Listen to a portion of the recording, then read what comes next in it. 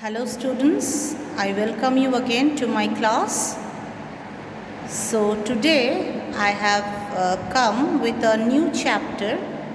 It is given in the form of a drama, in the form of a play, okay?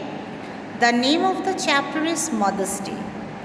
Now these days you all are well aware of Mother's Day because Mother's Day you all celebrate also, okay?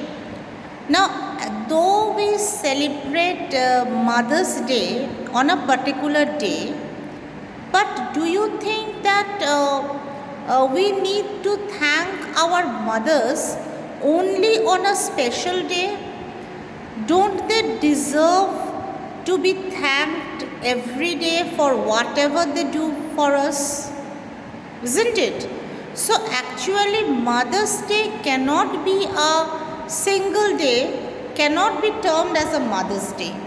Each and every day is a Mother's Day, okay? Because our mothers, they do so many things for us to keep us well, to give us comfort. They take care of our fooding, clothing, all our comforts, everything in fact. Now this story particularly, this drama, Mother's Day, actually will give you a lesson at the end of the play. Once you go through it, you will learn a lesson at the end. The lesson is this, that what we should do is to feel thankful. Now see, when your mother wakes you up in the morning, prepares breakfast for you, sends you to school, and then when you return from school again serve you food, looks after your comfort, takes care of you, and then when you settle in life, still she is there to take care of you. Now it is not that she is doing it because she expects to get something in return. Mother's love is unconditional love. Our mothers don't love us because they want to get anything in return for their service, for their love. Okay? So here in this drama you will see how in a family a mother was treated by her children and her husband. Okay, she was taken for granted. As generally we see in most houses, mothers are taken for granted.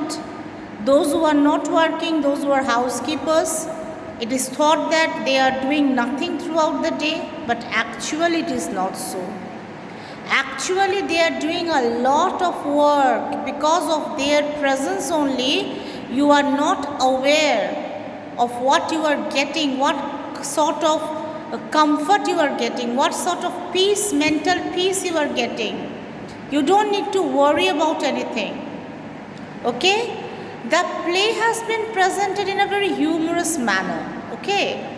The play has been presented in a humorous manner. You will enjoy it as you will read it, and you will find a kind of magical thing taking place in the play in order to bring the children and the husband on the right track. Okay, so that is the story all about the Mother's Day. The dramatist is J.B. Priestley. The following play is a humorous portrayal of the status of the mother in a family. Let's read on to see how Mrs. Pearson's family reacts when she tries to stand up for her own rights. It is expected that everyone in the family needs time for entertainment, needs some space. Mothers are as if very mechanical. They are only supposed to do work and work all day. And they don't need any rest. They don't need to go for any sort of recreation, entertainment. Okay, it is thought so. So this lady, Mrs. Pearson, was by nature very timid and very adorable. And she loved her children and her husband very much. She was wholly dedicated towards the family, but the family never understood her worth. Okay? She was very badly treated by her children, by her husband. It was badly treated does not mean that they used to abuse him or beat him up. No, not that. Badly treated in the sense of no one cared about her. That she is also a human being, that she also needs some break, she also needs to go out to enjoy. No one was bothered about it. Everyone was very selfish in her family. And one of her neighbor, Mrs. Fitzgerald, the name of the neighbor was Mrs. Fitzgerald. She was just contrary to Mrs. Pearson. She was a very dominating woman, okay? A very dominating, free-minded, free woman, enjoyed her freedom a lot. On her insistence, she would see all these things, okay? How Mrs. Pearson is badly treated by her husband and her children. So she insisted Mrs. Pearson to raise her voice against this. Mrs. Pearson was not very convinced whether she will be able to do it or not. So Mrs. Fitzgerald, she made use of a magic that she had learned. Okay?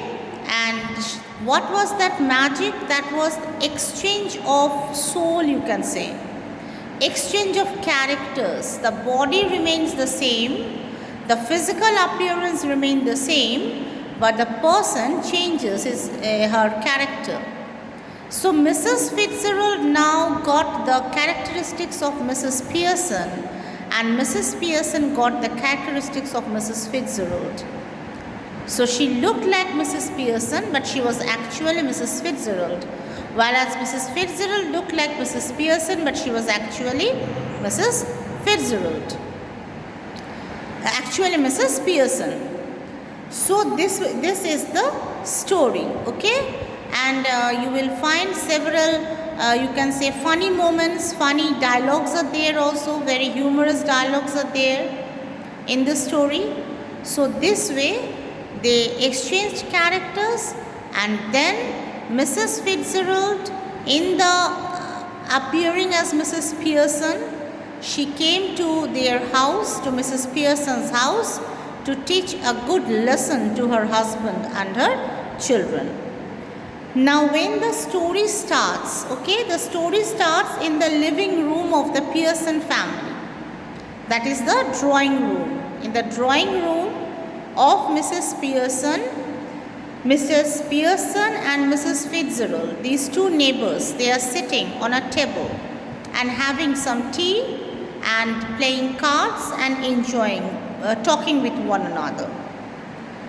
Mrs. Fitzgerald was also, you can say, she collected the cards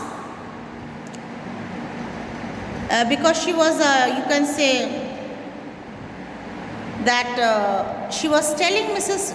Pearson that whether her life is going to be a good one or a miserable one, that completely depends on her. She has to decide what kind of life she wants. This was what she told Mrs. Pearson. Mrs. Pearson said, because she was a tarot reader, tarot card reader, you must have heard. They will spread cards in front of you. They will ask you to pick up one card, and once you pick up the card, they can read your fortune. They are also known as fortune teller or tarot card reader. So she was one such tarot card reader, Mrs. Fitzgerald. Mrs. Pearson said she thinks she is very privileged. It is a very nice thing that a tarot card reader lives next to her house, is her next door neighbor, she told.